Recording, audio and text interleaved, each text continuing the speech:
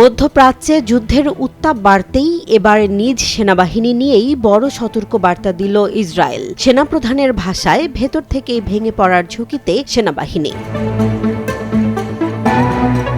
Iran ও হিজবুল্লাহর সঙ্গে চলমান উত্তেজনা এবং একাধিক ফ্রন্টে যুদ্ধের চাপ ইসরায়েলি বাহিনীকে নিয়ে গেছে চরম সংকটে। গাজা, লেবানন, সিরিয়া ও পশ্চিম তীরে একযোগে মোতায়েন বাড়ায় সেনাদের ওপর চাপ বেড়েই চলেছে।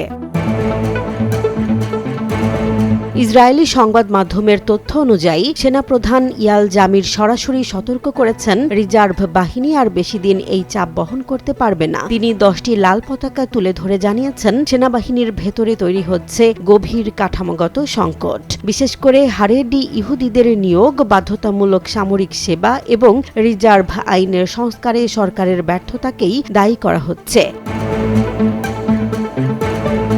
একই সঙ্গে পশ্চিম তীরে সহিংসতা বৃদ্ধির কারণে অতিরিক্ত সেনা মোতায়েন করতে হচ্ছে, যা ক্লান্ত বাহিনীর ওপর আরও চাপ তৈরি করছে। সেনাপ্রধানের আশঙ্কা, এই পরিস্থিতি চলতে থাকলে এমনকি স্বাভাবিক দায়িত্ব পালনেও অক্ষম হয়ে পড়তে পারে ইসরায়েলি সেনাবাহিনী। বিশ্লেষকদের মতে এই সংকট শুধু সামরিক নয়, রাজনৈতিক ও সামাজিক দ্বন্দ্বেরও প্রতিফলন।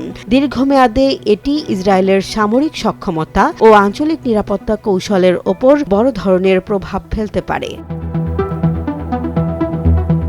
জেসমিন জাহান, নিউজ ডেস্ক, জনবাণী।